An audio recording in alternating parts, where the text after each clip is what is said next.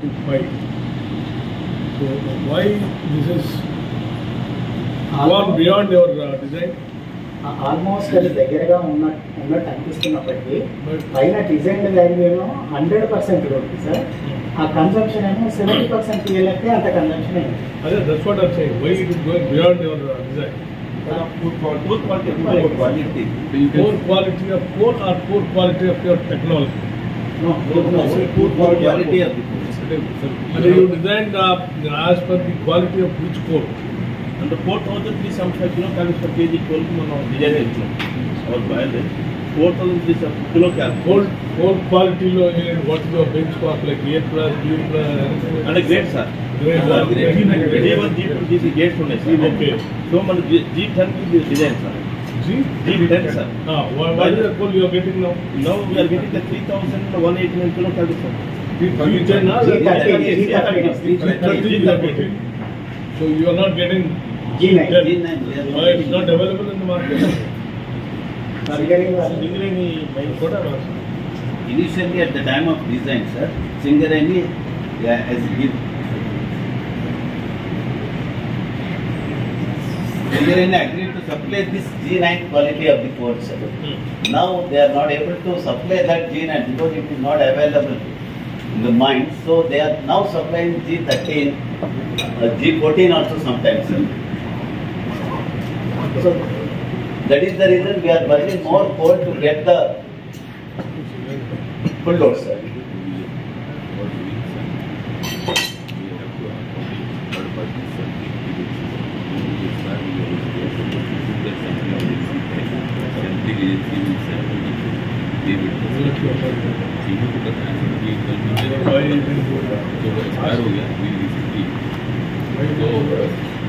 The third party sampling agency which is supposed to be here.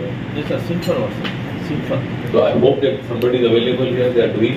Right now they are not doing sir. So you have to immediately introduce that system back. Yes sir. So that the sampling can happen, sir. There is a penalty clause, sir. It works on Singareni College side, sir. So they will have to sample if G10 keep less. తేడాలు ఉన్నప్పటికీ ప్రొడక్షన్లో తీసుకొని వచ్చి power generate చేస్తూ ఉన్నాం.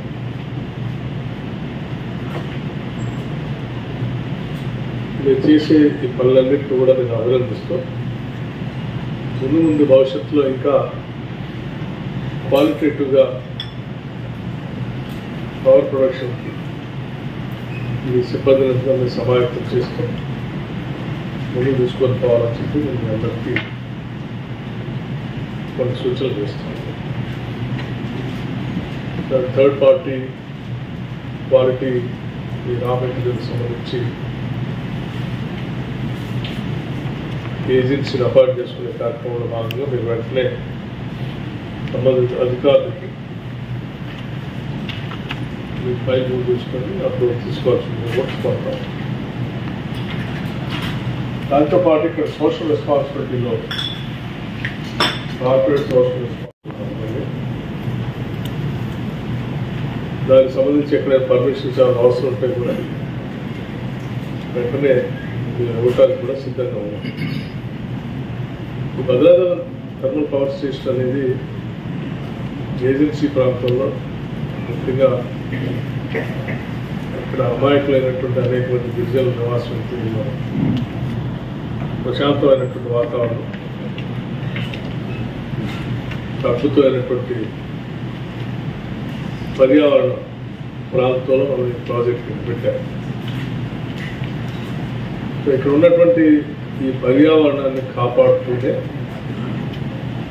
Power generation చేసుకోవడానికి ఉన్న మార్గాలను పెట్టుకోవాలి. సాధ్యమైనంత వరకు పొల్యూషన్ పెద్ద మొత్తం సాధ్యమైనంత వరకు కంట్రోల్ చేయడం కోసం తీసుకునే చర్యలను తీసుకోవాలి. సహజంగానే రాష్ట్ర వ్యాప్తంగా అందరూ ఆందోళన చెందేది సబ్ క్రిటికల్ టెక్నాలజీ వాడాల్సినటువంటి పవర్ జనరేషన్ ప్లాంట్స్లో కాలం మార్పుల్లో వచ్చినటువంటి దానికి అనుగుణంగా మీరు ఆ సబ్ క్రిటికల్ టెక్నాలజీని తీసుకుని వచ్చి సూపర్ క్రిటికల్ వాడకుండా అవుట్డేటెడ్ టెక్నాలజీని వాడటం వల్ల రా మెటీరియల్ మీద కన్జంప్షన్ మీద భారపడటం, దాంతోపాటు పర్యావరణం మీద కూడా ప్రమాదకరమైన పరిస్థితులు ఉంటాయని ప్రపంచవ్యాప్తంగా దీన్ని అప్డేట్ చేసుకొని చెప్పారు. భారతదేశంలో కూడా ఆనాటి ప్రధానమంత్రి మన్మోహన్ సింగ్ గారు 2017 కల్లా పాత ఏమన్నా ఉంటే ఈ సబ్ క్రిటికల్ టెక్నాలజీ టర్బైన్స్ సంబంధించి ఏమైనా ఉంటే వాటిని అప్డేట్ చేసుకోవాలని చెప్పి 2017 కల్లా టోటల్ మార్చుకోవాలని ఒక ప్రణాళిక కూడా ప్రకటించడం జరిగింది. అయినప్పటికీ ఇది కొత్త పెట్టే దాంట్లో కూడా మరి సబ్ క్రిటికల్ టెక్నాలజీ తీసుకొని రావటం అనేది ఆ రోజుల్లో చాలామంది ఆందోళన వ్యక్తపరిచారు. అయినప్పటికీ కూడా ఇక్కడ దీంతో పాటు కొత్తగూడెం థర్మల్ పవర్ స్టేషన్ పెట్టేటప్పుడు అక్కడ సూపర్ క్రిటికల్ టెక్నాలజీ పెట్టుకుంటారు, ఇక్కడ మాత్రం తీసుకొని వచ్చి సబ్ క్రిటికల్ టెక్నాలజీని వాడటం అనేది కొంత అభ్యంతరకరమైనటువంటి పరిస్థితులు ఉన్నా కానీ దీన్ని స్టార్ట్ చేశారు. సో ఈ పరిస్థితిలో హౌ టు గో అబౌట్ అనే దాని మీద స్థానిక వ్యవస్థతో కూడా బాగా లోతుగా అధ్యయనం చేసి ఆ పొల్యూషన్ని సాధ్యమైనంత కంట్రోల్ చేస్తూ ఇప్పుడు ఉన్నటువంటి జనాభా, ఇక్కడ ఉన్న పర్యావరణానికి ఎటువంటి ఇబ్బంది లేకుండా చూసే కార్యక్రమానికి ప్రణాళికలు తయారు చేసుకుని ముందుకు పోవాల్సిందిగా నేను అందరికీ విజ్ఞప్తి చేస్తాను. దానికి సంబంధించి ఏమన్నా అడిషనల్గా పర్మిషన్స్ కావాలన్నా అవన్నీ ఇవ్వటానికి కూడా ఈ ప్రభుత్వం సిద్ధంగా ఉంది. మా అందరి బాధ్యత సామాజిక బాధ్యత. ఇక్కడ ఉన్నటువంటి అమాయకులైన గిరిజనులు, ఇక్కడ ఉన్నటువంటి వాతావరణం, నది, ఇవన్నీ కూడా అంది వచ్చినటువంటి అద్భుతమైన సహజ వనరులు. మనం ఈ వనరుల్ని మనం సృష్టించలేము, కానీ ఉన్న వనరులు మాత్రం కాపాడుకోవాల్సిన బాధ్యత మనందరిపైన. కాపాడుకోవటమే కాకుండా భవిష్యత్ తరాలకు కూడా అందించాల్సిన బాధ్యత కూడా మనందరిపైన. సో ఇవన్నీ సున్నితమైనటువంటి అంశాలు. మీరు తగు జాగ్రత్తలు తీసుకుంటారు. ఇన్ఫాక్ట్ మన దగ్గర డిప్యూటీ సెక్రటరీ గారు కూడా ఉన్నారు. జాగ్రత్తగా ప్రపంచంలో జరుగుతున్నటువంటి మార్పులన్నింటినీ కూడా మీరు అధ్యయనం చేస్తూ ఆ మార్పులకు అనుగుణంగా మనం కూడా అప్డేట్ అవుతూ రాబోయే రోజుల్లో భవిష్యత్ తరాలకు ఇబ్బందులు లేకుండా ఉండేటువంటి వ్యవస్థల్ని, సంస్థలను మాత్రమే మనం నిర్మించుకుంటూ ముందుకు పోవాలి. ఆ భవిష్యత్ తరాలకు ఇబ్బంది పెట్టి మన రోజు వెళ్ళిపోతే చాలు, ఈ రోజు కాలం వెళ్ళిపోతే చాలు అనేటువంటి ఆలోచనతో కాకుండా ముందుకు పోవాల్సిన బాధ్యత పాలకులపై ఉంటుంది. ఈ రోజు ఆ రోజు చూసుకునేవాళ్ళు నా దృష్టిలో పాలకులే కాదు. భవిష్యత్తును ఊహించుతూ కొన్ని దశాబ్దాలు సరిపోయేటువంటి ప్రణాళికలు తయారు చేసుకుంటూ దానికి అనుగుణంగా ముందుకి ఆ ప్లాన్ని ఎగ్జిక్యూట్ చేసుకుంటూ ముందుకు పోయేవాళ్ళే నాయకులు, వాళ్ళే లీడర్షిప్ ఇవ్వగలరు. సో అటువంటి రకంగా ఇక్కడ ఉన్నటువంటి ఎవరి స్థాయిలో వాళ్ళే లీడర్. సో ఎవరి స్థాయిలో వాళ్ళు అటువంటి ఆలోచన చేస్తూ ముందు తరాలకు ఇబ్బంది లేకుండా చేసే కార్యక్రమాలు చేయవలసిందిగా మీ అందరికీ తమ సూచనలు చేస్తూ ముందుకు పోతారని నేను ఆశిస్తా ఉన్నాను.